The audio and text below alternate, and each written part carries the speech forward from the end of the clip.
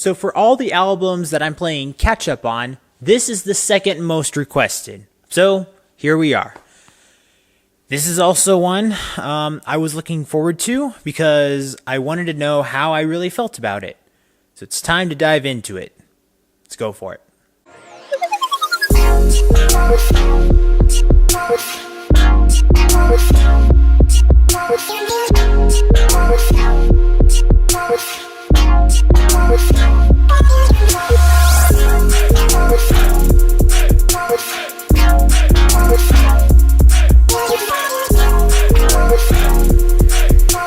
Lover is the 7th studio album released by Taylor Swift. Wow, 7th. You've come a long way, T-Swizzle, and have switched up a lot too. We're here to talk about that. If you are a hardcore fan, if you're a Swiftie, then you probably heard some noise coming around this album. I mean, anytime that she prepares to release an album, everyone kind of geeks out about it. So yeah, I would have paid attention to it. There's a story that I can share another time where my sisters aren't completely convinced that I'm a fan of Taylor Swift. And there's reason to doubt that, but there's also plenty of evidence that I do like her music. Coming into this album, I was a little, I don't know if it's upset or hesitant or skeptical, or I don't know if I know what the word is. I just knew that based on what I had heard, I wasn't sure I was going to either like this album or if I thought this would be kind of a derailing moment for her. Seems like she's trying to do one thing, she's trying to continue to change or evolve her sound, however you want to put it. But sometimes the subject matter in which you want to address things through your music, it can get a little touchy. So she is leaning a little bit more toward a, I guess you could say, political side of her music. Or she just has messages that are starting to gear toward a more specific audience. It could be a lot of things, I'm not sure. But I felt like the reason this was concerning for me is because I felt like she was going to focus less on the music and more on sending messages. I'm not a fan of that. If you have a message that goes well with the music, I completely welcome that. But if you are an artist more focused on a message and you just happen to have a artistic outlet for that, usually that doesn't go over very well for me and for, I think, a lot more people than others would actually admit. But again, I am a fan of some of her music. So I had to tell myself, I'm going to give this a fair shot. And I firmly believe I did. So what did I think of this album? First time listening to it, I actually thought this was a perfectly fine album. There were a few songs that I thought stuck out well to me, and there was a few songs I thought were just kind of in the mix. And then I had to, dig a little deeper into the songwriting, and then I discovered some of the songs I just really found, oh, this is what she meant by her trying to emphasize some messages or points or, whatever. So in that factor, it did deter me a lot when you're actually paying attention to lyrics, songwriting, messages, etc. That, turns me away quite a lot. Now, before I go any further, no, this does not make the entire album bad. In fact, there are some great surprises here. I'm going to try to maneuver my way around the album to describe the pros and cons of it.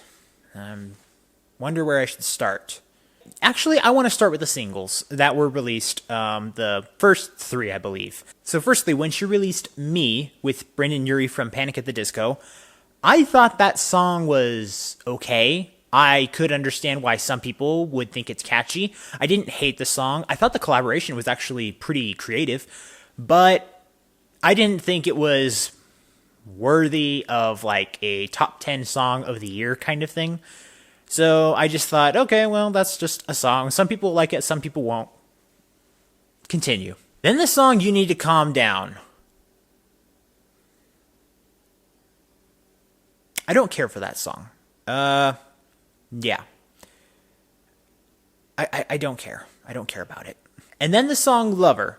Now, this is not what I would consider a classic Taylor Swift hit, but of the three, it's the one I think stands out the best. So, that's the one that I think she kind of struck a chord with probably a larger scope of her audience or just general audiences.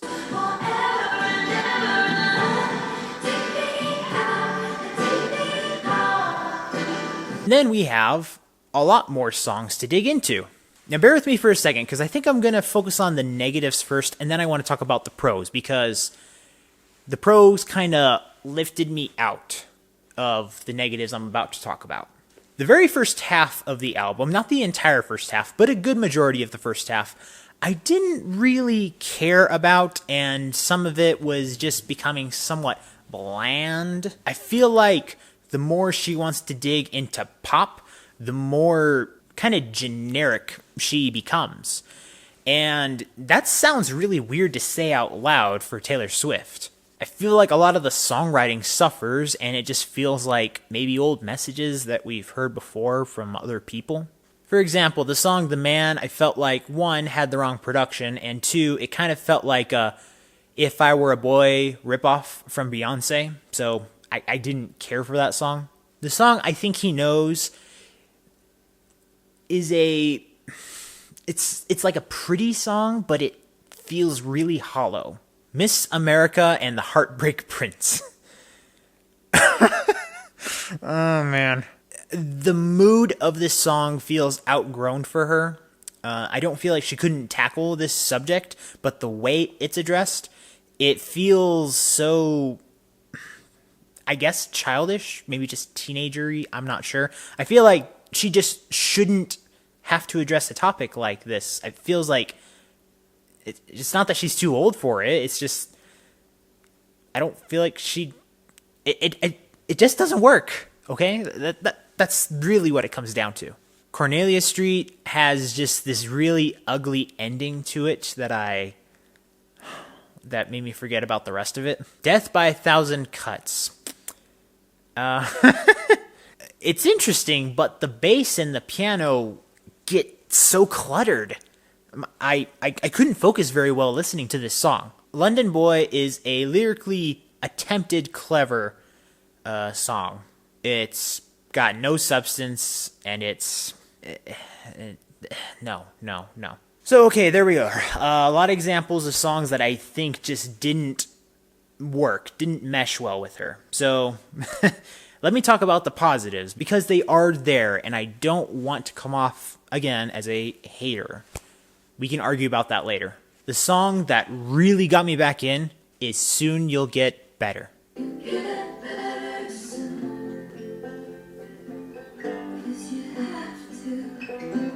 First off, having the Dixie Chicks in there is a big plus.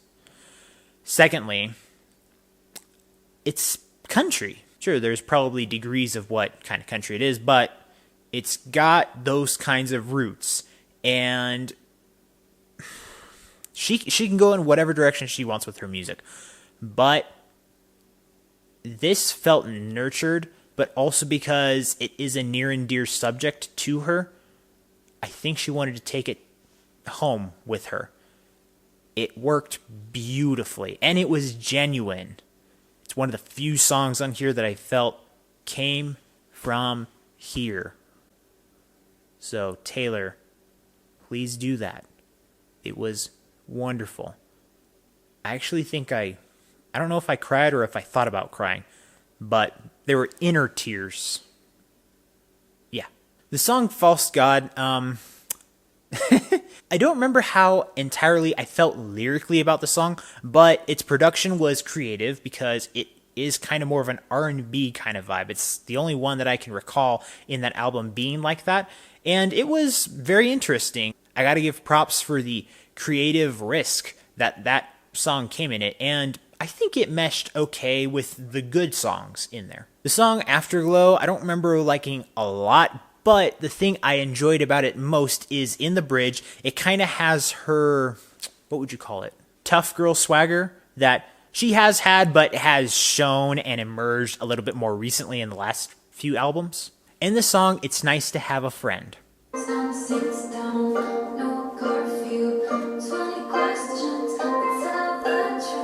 It felt lighthearted and nice, and there's a great trumpet in there, like really good. Like, it's nice to have some actual instruments and musicianship in this song. So good job on that one. So collectively, what do I take away from this?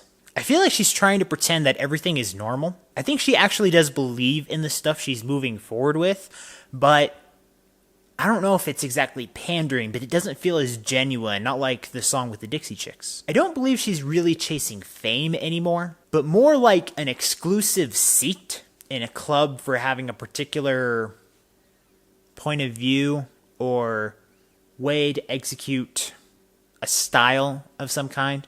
It looks like she's trying to get approval from some people that don't really need to provide her approval because she already has millions of fans.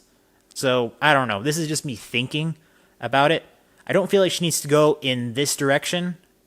And I don't think she has to stop pop entirely. But I think she can do more. I really do believe that, especially considering all the songs I didn't like on this album. So after having listened and reviewed this album, with production of 65%, creativity 54%, expression and lyrics 58%, I'm going to give this album an okay. This album came probably this close to me not wanting to recommend it, but the few songs that I find very redeemable are latching on to me and saying, it's not that bad. Because a lot of the bad songs could be just looked as just slightly below mediocre, but there are some positive aspects to it. I'm just not going to name them here.